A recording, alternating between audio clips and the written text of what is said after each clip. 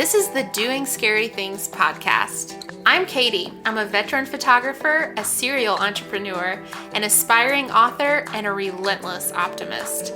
I'm a slow-talking, deep thinker from the Appalachian Mountains. I'm Anna. I'm a prodigal musician, an accidental psychotherapist, and I'm living life mostly by experiment and endless curiosity. I'm a redheaded speed talker from a Midwestern farm town. The purpose of this podcast is to talk to people who are doing some pretty scary things in their life about what it takes for them to push past fear and keep themselves going every day. We'll also unpack the vulnerable things we're pursuing in our own lives and hopefully offer encouragement to you wherever you are on your journey. Man, that was brilliant. Hi, everybody. So we recently released our second single, Deathbed, a couple weeks ago, and we've decided to share it with you for free for a limited time on our website. So to get your free download, just go to doingscarythings.com, click on music, and then click free download, and you can follow the prompts to download the song totally for free. Let us know what you think about it. Also, shout out to everybody listening from outside the US. We are blown away that so many people are listening from other countries, and we'd love for you to just say hi to us. So email us at doingscarythingspod@gmail.com and just say hi, or tell us what you like about the show. We are thrilled to share this interview with you today with Matt Keller. He's an urban homesteader, inventor, and entrepreneur who's recently started a fascinating company, and he's going to tell us all about it. For everybody listening, can you go ahead and introduce yourself and tell us a little bit about what you do? Yeah, my name is Matt Keller from Atlanta, Georgia, and I have been the Senior Vice President of Innovation for a rapidly growing school fundraising company for going on 10 years now. And in that capacity, I'm lead R&D as well as kind of an intrepreneur type environment where our new business lines, our new product lines is my job to innovate and figure out, launch. And then simultaneously for the last 8 years have been a failed, somewhat successful, and yet to be determined entrepreneur as well on this side. So yeah, that's me. So what does that mean? What have you failed at? What are you working on? I think a lot of, and this is just my opinion, I think there's probably 2 drives, or maybe 3 drives. I take it back. There's probably 3 drives for someone who's going to be an entrepreneur. And the first one is they're borderline a psychopath. And I mean that affectionately, but like they really, really believe their perspective on reality is the only true perspective and that they have to be in charge. I joke with people and I tell them some people just gotta be king.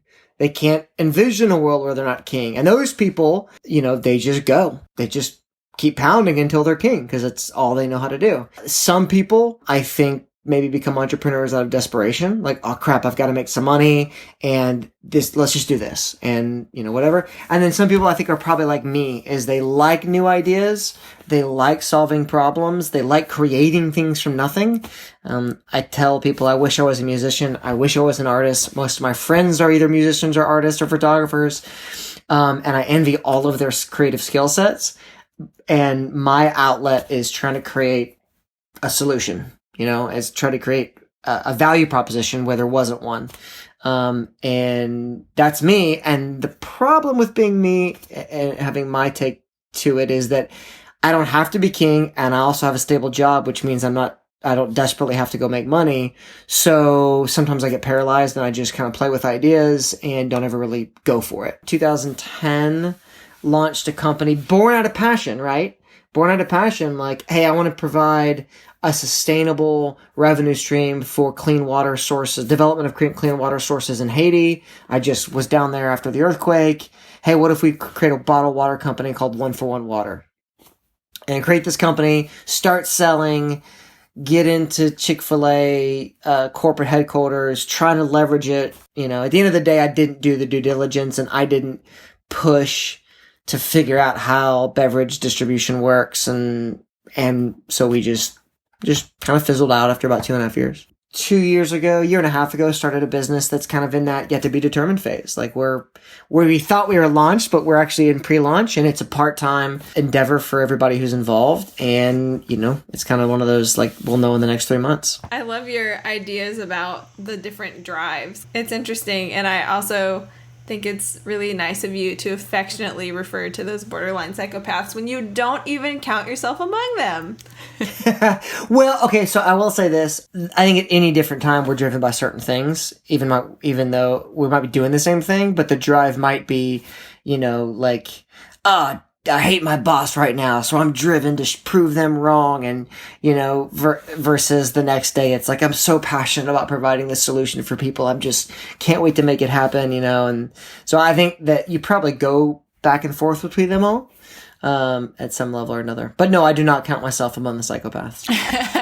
That's That's good. funny. It's interesting to hear you say that. Like, I was aware of the water project. I would have never called that a failure, but that's also something we talk about all the time. If you study people, really successful entrepreneurs, like, chances are this isn't their first go at it. Whatever it is that made them super successful, most of those people have quote unquote failed like many times, and they just keep going, so it's interesting. Not too many one-hit wonders. But I love what you said also about you've got your full-time job. Yeah. So I read this great book maybe a year and a half ago, called The 10% Entrepreneur.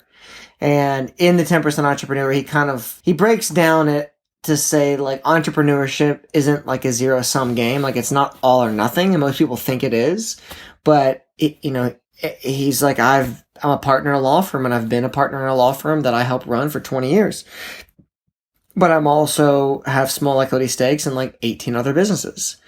And I have the one thing I do entrepreneurial venture needs.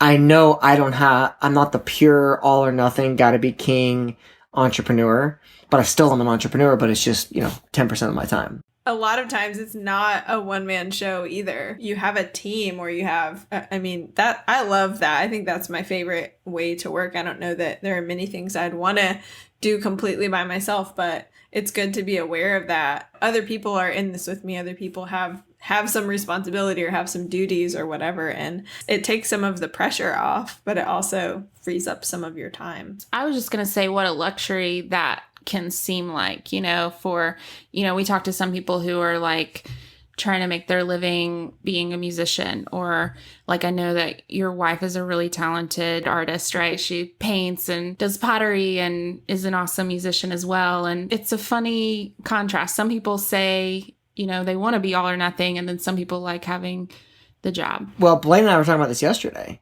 because Brett Trapp posted on social yesterday about like the 2 years since he left this stable corporate job, and how there's a side of that nobody really tells you, that it's actually very debilitating, and sometimes because you can do anything. And whereas I go to this, I do this thing, and I get paid. And I think there's two sides of it, right? There's the side of it where it does give me some stability to play around with some other things. But then there's a side of it also hamstring me, because I'm not driven and pushed to go after some things that I really probably should.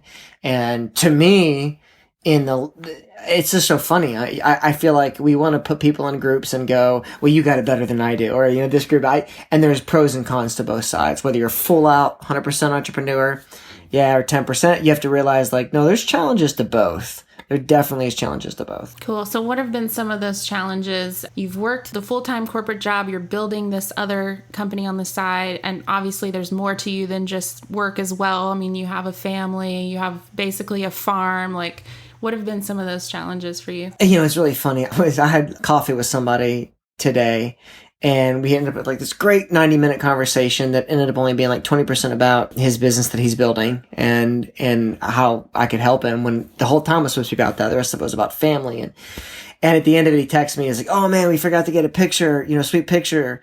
And I responded, and I was like, social media, ! That's all I said, because I know what he was going to do. And I was like, why did I respond that? And it was a joke, but I was like, why did I respond that way? And I was like, oh, I know why. because I spend so much of my day, I'm temporarily managing the social for one of the startups right now. So I'm on Instagram more than I would like to be. There's all this like, oh, look at all these things these other people are doing. Look at all this, like normalcy in other people's lives. And for me, it's either like it's work or it's a side hustle or it's taking care of this farm. And it can sometimes steal the joy from, the responsibility of feeding the horses and the chickens twice a day or whatever. For me, I've got to remember, like, no, my wife and I have chosen to go down a road that's gonna be a little abnormal, which will make me seem a little like I'm missing out or not doing things that other people are doing and I should be, where it's like, I love this. We're doing this because we love it. Like, we have all these chickens and all these ducks and all this because we love it, even though it's itself as a part-time job. That's okay. Somebody said, actually, I've heard it said a bunch of ways, right? So like, there's a book called The Element by a guy named Sir Ken Robinson. He's like, if you are in your element, you'll never work a day again in your life.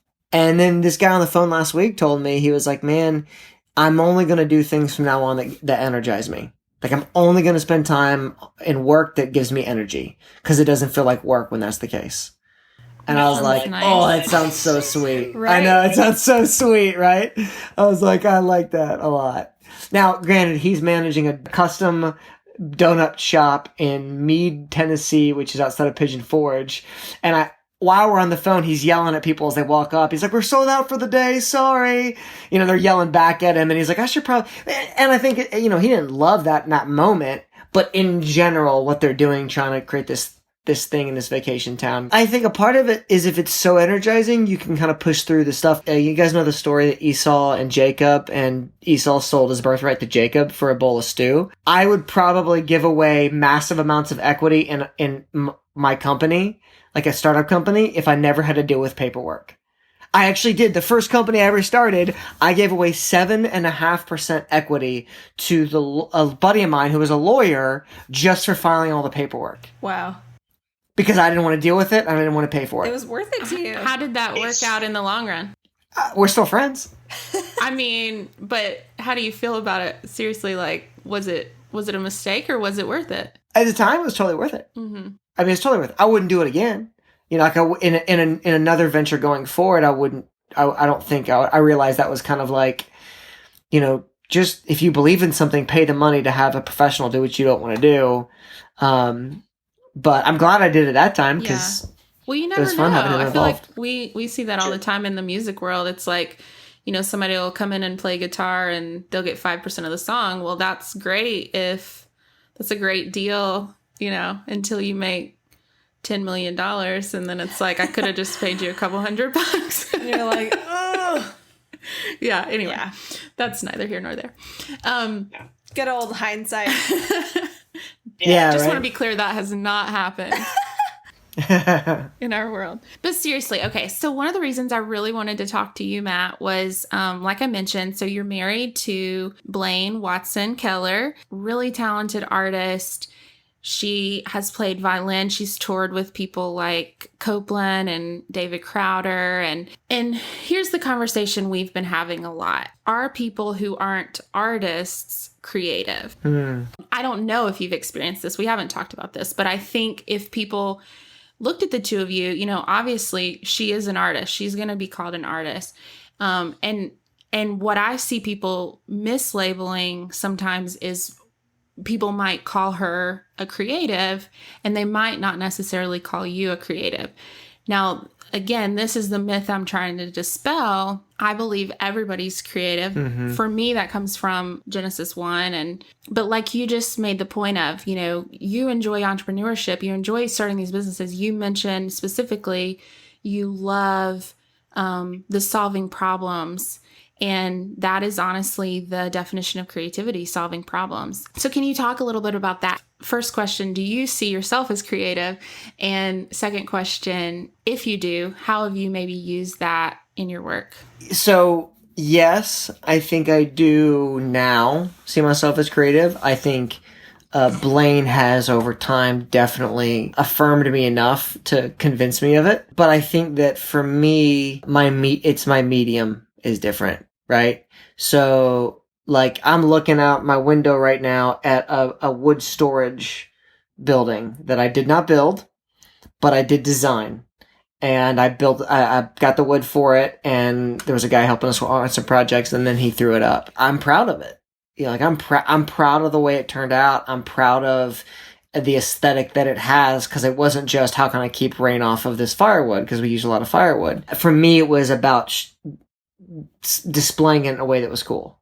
So I think that there's an element to where a lot of people don't want to admit or don't want to ascribe any sort of creativity to them based off of fear, either fear of expression, fear of self-expression, fear of vulnerability. Because anything you do creative is going to be vulnerable, right? Like you're making something that people get to respond to. Sure. And so if you never make anything and you never take any credit, you never try or label it creative, then you get to live in that place of kind of fear. So I think that a lot of people, it's part of the motivation. I don't think it's so much of insecurity, like, oh, I'm just not a creative person.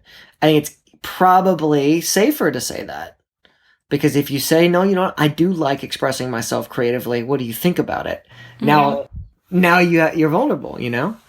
So that's a great point. I haven't thought of it that way. I've sort of just taken note of, like you're saying, with people discrediting themselves. Oh, I'm not creative. And I never really thought of it.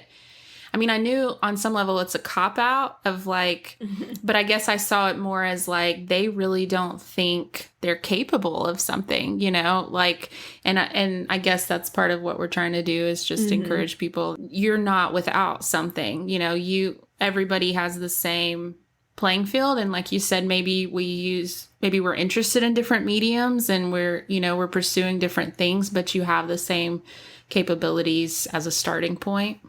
Mm-hmm. I can totally see just the idea that if you're going to make a claim about yourself, right, or if you're going to identify with something in a way that invites critique from other people.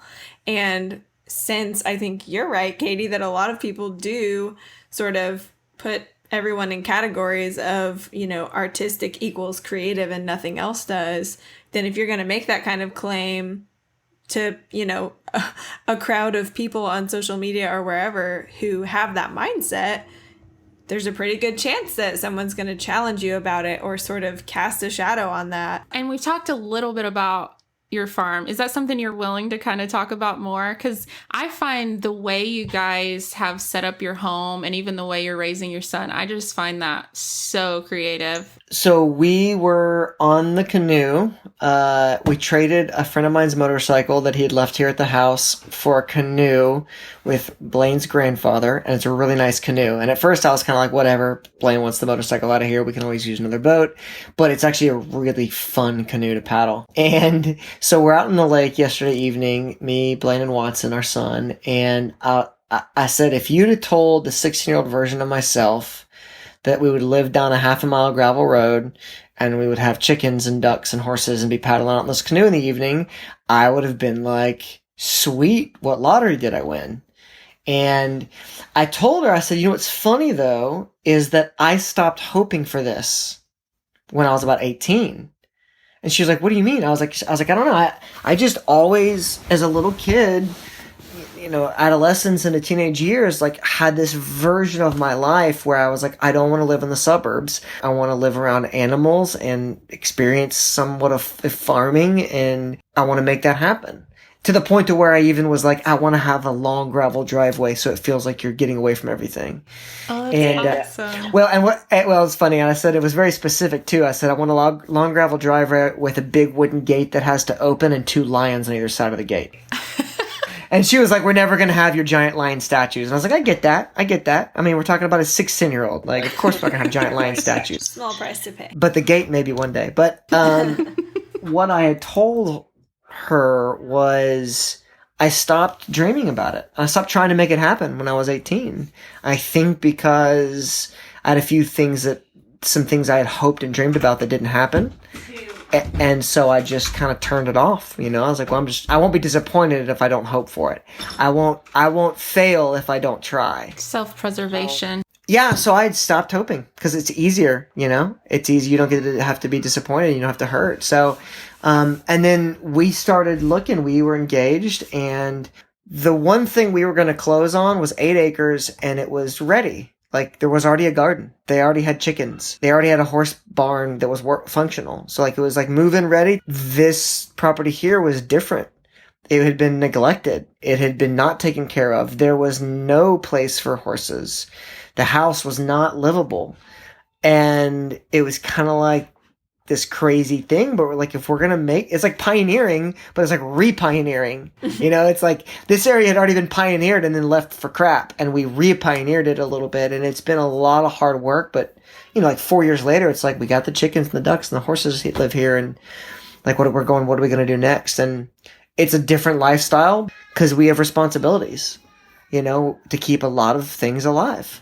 and things. Yeah, and to protect them from nature and to make sure the driveway doesn't cave in. Do you feel that route, the non-move-in ready route, was more rewarding ultimately? For us, I think you have to know your limits. For us, yes, because this was a canvas that needed to be wiped clean and started over. The house was really cool. It was built in 58, but it had never been remodeled.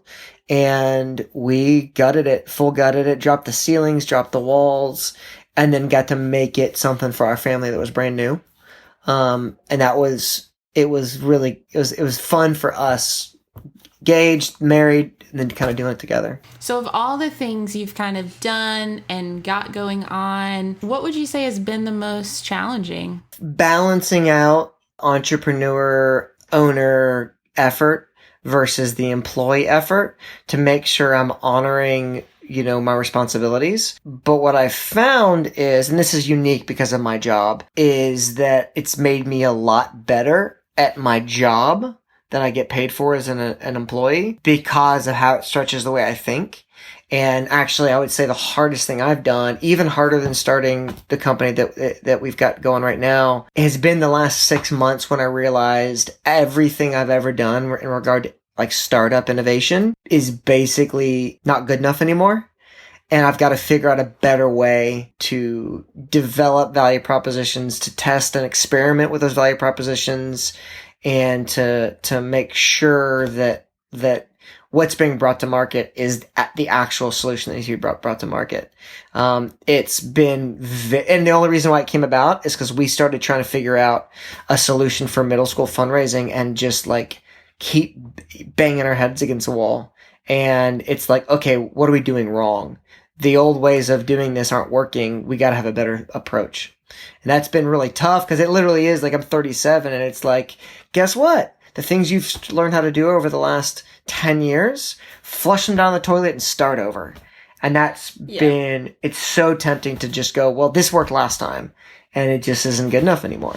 It's just not. That's so cool, though. Like, your other work and your other projects help inform you and help keep you fresh. They really affect how you show up for your day job, so to speak. And I think that's so true across the board. And that goes back to what you were saying about social media, how it's so easy to get kind of beat down by the comparison game and like, oh, everyone, is doing so great and they're so focused and they're so streamlined and they're having so much success. But I think it's tempting in that situation to think, if I was just focusing my efforts a certain way, then I would have all those things too. But it sounds like, on the contrary, doing those other things, they're really building you, and that's affecting how you show up to everything in your life. There's no guarantee you'd be more successful or something. It's like, if you removed one of those elements that you're passionate about, it would probably affect you negatively. It all works together. Yeah, I absolutely agree. And it's funny. I feel like sometimes we fight the momentum around us because it's not the way or the process or, the people or whatever that we want it to be.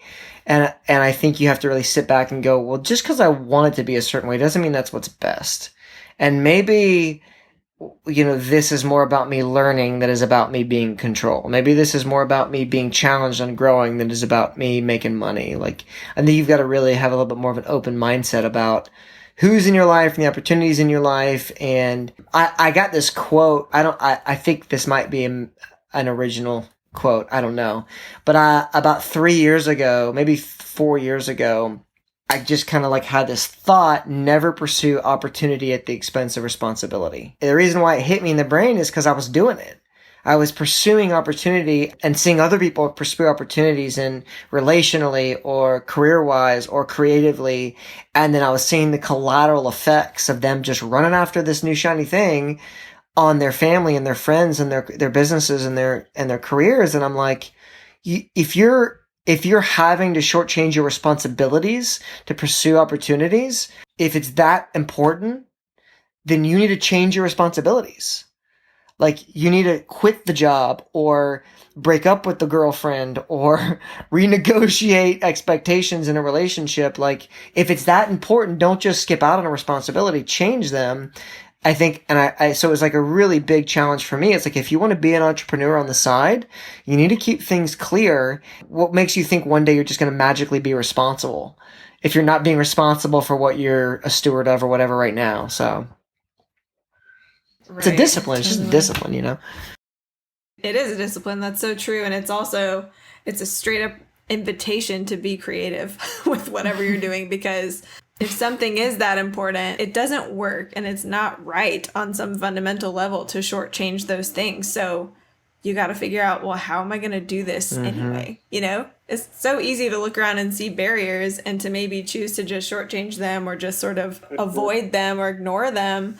But I think it takes a lot of creativity in most any situation to go, okay, I'm going to acknowledge this and I'm going to find a way to work with it, rather than, like you're saying, just kind of sweep it under the rug and hope for the best later. Do you guys remember that commercial a few years ago where it was like a car commercial where it was like, not for the people who stay inside the lines, and the car was like driving, and the ethos was like, if you're creative, you exist with no barriers. And I was like, that's bullshit. There's these stories, like Jackson Pollock or whatever, and it's like, oh, he doesn't even know where the canvas is. Look at him. He's so creative. And I'm like, yeah, that's great, but that was a stunt. Yeah. You know, it's like real creativity happens in like this small of a space. You know, it's like, here's your parameters, here's your budget, here's your medium, here's your timeline, here's your value proposition. What it's like, be creative in this small segment. And that's where it's like, you're going to actually have a uniquely original thought, because it's like, no one's ever thought about doing it that way. Yeah. Yeah. I agree. And I think, you know, all this is just making me think, okay, because like you've got the job, you've got the startup business, you've got the family, you've got the farm. It's like juggling all of that, making it work. You know, I feel like if people are waiting on a set of circumstances, like I'll go after my dream when I have $1 million and nothing else to do, right? Like that's why things never happen, you know? All of us will. Yeah, exactly. It's like, yeah, that would be nice. That's not the real world. Well, and maybe that's part of, you know, why this discrepancy or this misunderstanding about creativity exists in the first place, because people look at, you know, a stunt creativity sort of thing like that, where it's just so open-ended and there's seemingly no limitations, right?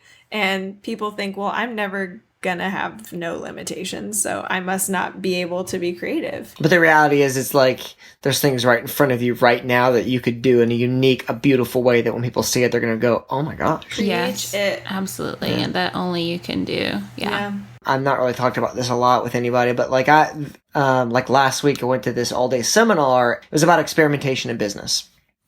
And he has a consulting firm that, you know, serves like Fortune 500 companies, and he's blackboxing their system. And he never actually said this. I kind of missed the first 2 hours, but like my assumption is he's given a black box going, 99% of the people will give up before they even try. Like, I'm going to show you what we do, and most of you in this room, if you get to where you actually need to do this, you're going to hire me to do it for you, because it's so hard to do.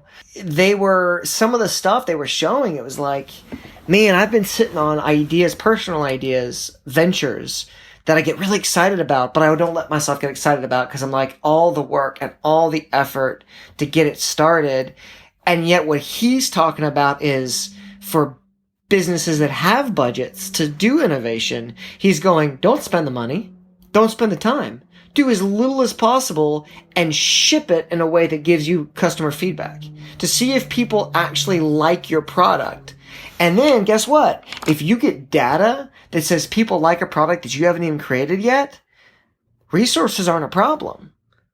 Because then you'll be able to go to somebody and get the funding and get the resources or get the motivation and the justification for jumping ship and going for it. It was really cool to me to see that, like, there is tools available. Everybody's heard of Moore's Law, right? It's like processing power quadruples every year, something crazy like that. Like it's why the 2007 iPhone is like crap compared to the 2000, the iPhone X, which is a billion times more powerful than the computer that got the NASA rocket to the moon in the 60s, whatever. If we went to the moon at all.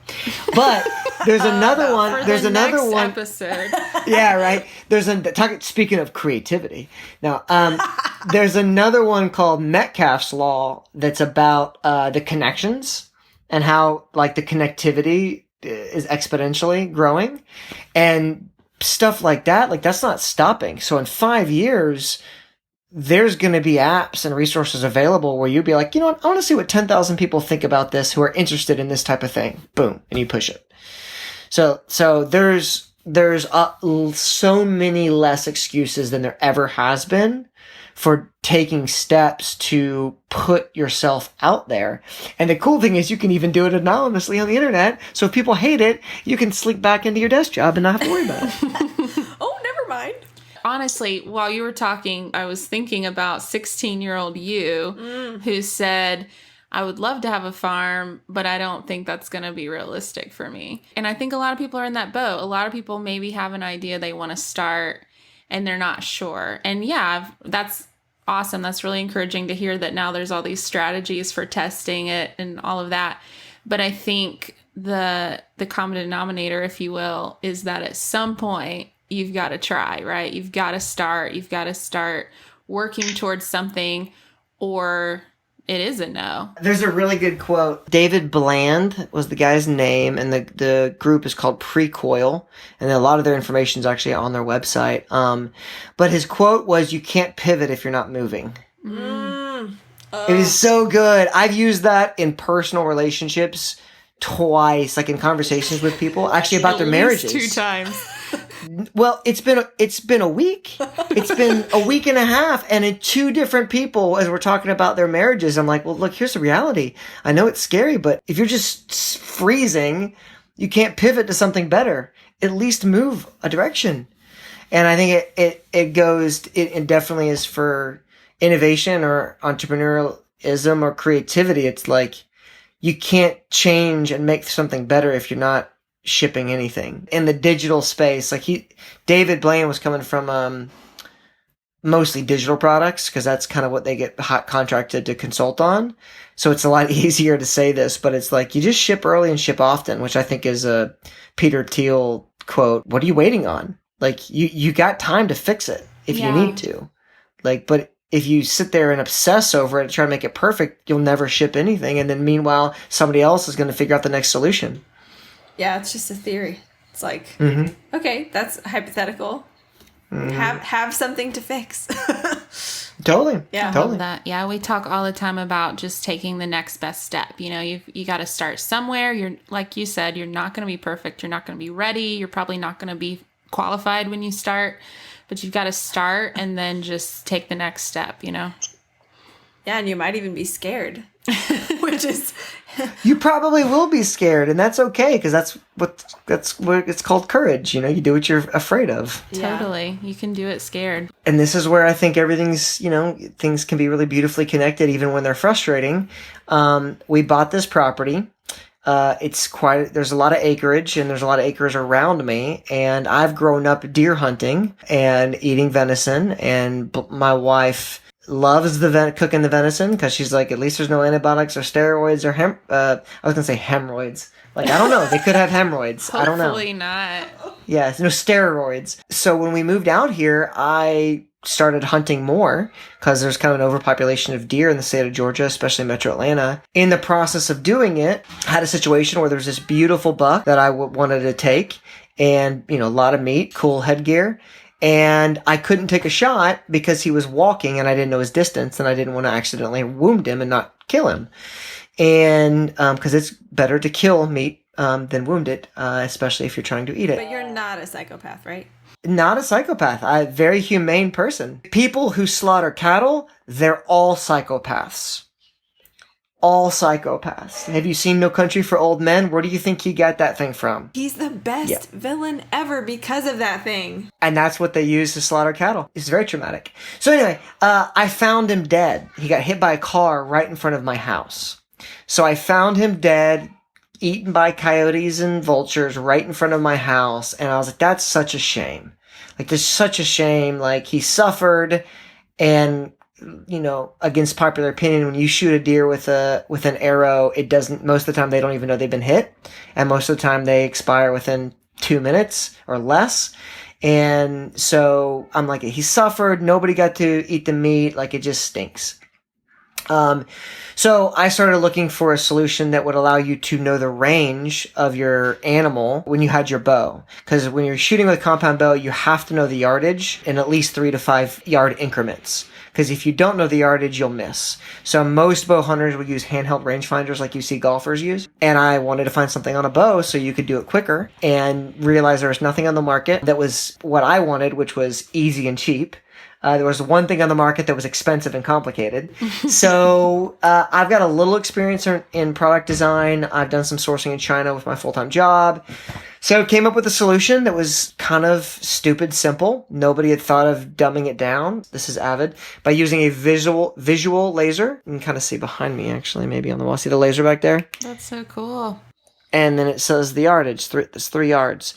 Nobody had... That's handheld, like construction real estate agents, they use visual laser distance meters. Nobody thought of using that technology, so we started the work of getting a prototype made. So, yeah, I mean, I feel like maybe I've asked you this question already, but just in a different way. So in that process, was there ever a moment where you were like, this isn't going to work out, I can't do this? Like, was there doubt? Was there something scary during that? I think it is this constant balance of facing fear after fear. There was multiple situations, and has been, where we thought, oh, this isn't going to work. Oh, you know what? Somebody posted on a Facebook page, this is totally illegal in every state. And you're like, crap. Or somebody will post, oh, this is illegal in this state. You lied to me. And it's like, oh, and so you have this moment of panic where you're like, and then you do, but then it forces you to do some research. You want to know if you need to pivot. And it's easier to go, nope, they're all idiots, just wait and see. It's easier to do that when it's not what's best. And so, like, we've changed the design because people said, oh, it's too bulky, oh, it's too big, or, oh, what about this? Oh, what about this? And there was the temptation to go, well, you're just an idiot. Right. And instead, we embraced the criticism and said, oh, you know what? They're right. We need to figure out a better way to do this. And guess what? Instead of custom designing a mount, we ended up with a universal clamping system, and now it can work on crossbows, which is 60% of the archery hunting industry, and none of our competitors can work on a crossbow. We didn't do that on purpose. We just listened to people's criticisms about the pre-existing mounting solution and landed on something that, lo and behold, potential customers created tighter parameters that were frustrating and caused us to be afraid. And we got creative within those new parameters and came up with a solution that actually made the product more valuable.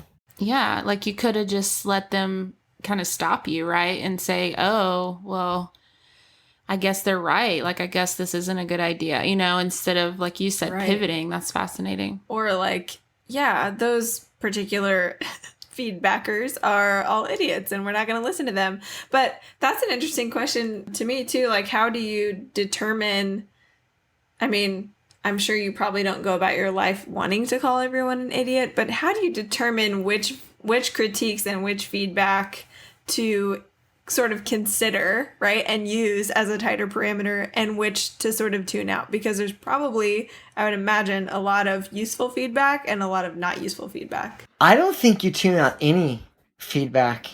If anything, tune out the positive feedback and just only listen to the critical feedback.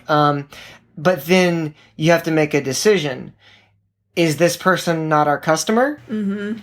Or do we need to change? And so, like, in the situation with the mounting hardware, it was like, they're our customer. They just want it to be lighter and be easier. So we need to come up with a way to get this on their bow in an easier, lighter way. Or I talked to this guy who is more of a purist, and he hunts in Colorado, and he's like, hey man, this isn't legal in my state, and even though you have a solution to put it on my wrist, and that seems cool and all, it just seems like too much technology for me, and I just don't think I'm gonna go that route. And instead of me trying to convince him he's wrong, I'm like, you know what? That's cool, you're not my customer. Right. And that's fine, because there's 12 million bow hunters in this country, and we're only assuming there's 6 million that are our target demographic. That are our target customer. So it's like you're one of the 50% that's not our customer. And that's okay. So I think that's what you have to realize. It's informing your innovation, right? Your product innovation, but it's also informing your perception and your understanding of your customers. Yeah. And even now, as we're talking about it, my brain's still going, yeah, but how can I make him my customer? And the reality is, he still wants me to solve that problem. He still wants to know the distance of the animal, but there's another company that's a price point that's 5 times as much as ours, that's probably the elegant solution he wants. And if I want to make him my customer, I've got to develop a new product, and I don't know if I'm willing to do that. Is that like special goggles with built-in? Actually, the Garmin, so you guys have heard of Garmin? They saw the writing on the wall come 2008, 9, 10. They're like, oh, we're dead in the water because of smartphones. And they've pivoted into the ultimate in smart fitness watch, and they made this leap into the archery industry, and they made a bow mounted range finding sight it's a very elegant, very well designed, and very expensive. And like, we met them, and it's like, dude, you guys are awesome, and one day I might even use your product. But I'm not your demographic right now. I'm not your target customer. And your target customer is not my target customer. And that's totally cool. It is cool. Well, thank you so much for chatting with us today. Is there any advice you would give to someone out there who might be scared to take the first or the next step in their own process? What would you say to them? Be vulnerable and ask for help. Yeah, like ask people that have done it before, tell people what you want to do, tell people what your dream is. I think there's this, people want to go, oh, that's it, I'm going to go do this thing and everyone's going to think I'm awesome. And it's like, if that's why you're doing it, sure. But if you want to be successful and you really think you have something valuable to bring to the table, whether it's a creative endeavor or a business endeavor or whatever, like find mentors and that have done it before and ask them for help. Say, give me advice. Here's what I'm thinking. What do you think? Because I'm a firstborn. I'm married a firstborn. We just get it done. We just do it. And like 5-6 years ago, starting the process of learning how to ask for help and the value in asking for help and getting advice. I've definitely a big believer in that. I love it. And keep going even if you fail the first time. You're probably going to fail the first time. You're probably, have you guys ever heard of Startup Vitamins? No, I don't think so. It's a company that does like stickers and posters and stuff that's all like quippy. Like they have one that's try, fail, learn, repeat, I think is what it was. And it's like, yeah, that's part of the process. Like you're going to learn more in the failing process than you are in the other processes. The trick is to know when to let go, to know when to kill an iteration and a pivot, and to really find the value in the direction you want to go. Yeah, that makes me think of Fail Forward too. I've heard that one a lot. Mm-hmm. Love it. But you got to try first. Okay, Matt, where can people find your company online? Getavid.com. GETAVYD. Awesome. Really enjoyed hearing about your super creative life. Thanks for sharing. Thanks so much. Thanks. It's encouraging. I will receive, even though I don't do well with compliments, I don't receive them well. I will receive that and say thank you. Oh, good. I'm glad. Thank you for receiving that. I love what you guys are doing. Thank you. I just keep going. Thanks for listening. We're taking a break for Thanksgiving next week. If you're not caught up on all of our episodes, please take this opportunity to go back through and catch up. And don't forget to head over to our website for your free download of Deathbed. We'll be back on November 29th with a very special interview with MJ Austin. You have a very smug look frozen on your face. It's pretty great. That's actually my resting face, so. It's pretty great.